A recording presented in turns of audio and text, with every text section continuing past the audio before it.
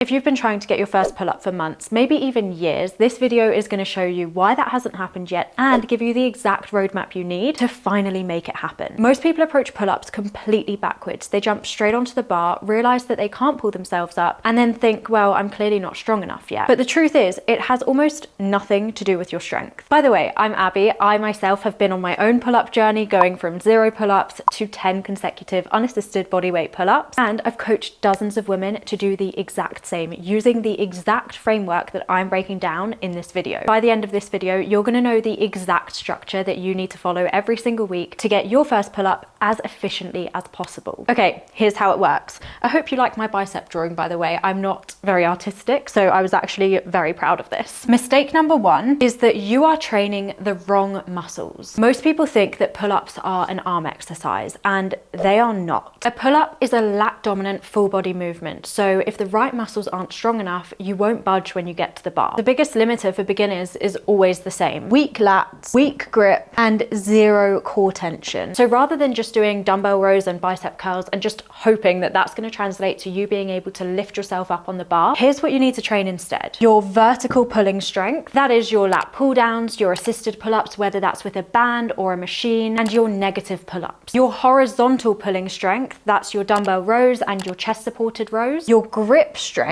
which is your farmer carries and your dead hangs, and your core strength, which is your hollow body holds and your hanging leg raises. Most people fail the pull-up before they even pull because the foundational muscles are not strong enough. But foundational strength alone won't get you your first pull-up unless you apply this next step, which is the number 1 mistake most people make. And that is that you are not training the movement pattern. You can be strong, you can row heavy, you can deadlift your body weight, but unless you train the movement pattern of a pull-up, you will not get your first pull-up, because strength in parts does not equal strength in patterns. Now, what does that even mean? There are 2 key skills that you have to master to be able to do the pull-up pattern. Skill number 1 is your hanging and your scapular control. You need to learn how to hang with tension, not like a noodle, how to depress and retract your shoulder blades, and maintain a hollow body position. So the drills to include to improve these are scapular pulls and a hanging hollow hold. The second skill you need to master if you want to get your first pull-up is your eccentric strength. If right now you can't lift yourself up, you definitely won't be able to lower yourself down with control. And building your eccentric control is the fastest way to build up your strength to get that first rep. So negative pull-ups, where you jump up to the top position and try to lower yourself down as slowly as possible, ideally around 5 seconds per rep, are absolutely essential. This is the step that everyone skips. You can keep training rows and lat pull downs until the cows come home, but unless you practice the pull-up pattern, you won't be able to do one, or it will take you a very, very long time, which I don't want for you. So remember, general strength is not the same as strength in a particular movement pattern. And trust me when I say this is the key to unlocking your first pull-up. But even if you do everything right here, there is still something that can be holding you back in your pull-up progress unless you fix it. And that is that you are not training your pull-ups often enough. Pull-ups respond best to high frequency and low volume. So doing a pull day once a week is simply not enough. You need exposure. Pull-ups are a skill, and skills improve with frequency. So we are absolutely not doing a body part split where we only practice pull-ups on our back day. If you follow me on the other apps, you will probably know by now that I am not a fan of the body part split for many reasons, but this is one of them, especially in something like pull-ups. Honestly, why I don't like the classic bodybuilder split could be a whole other video in itself. Let me know if you want that. But what you need to know in regards to pull-ups is that practicing them once per week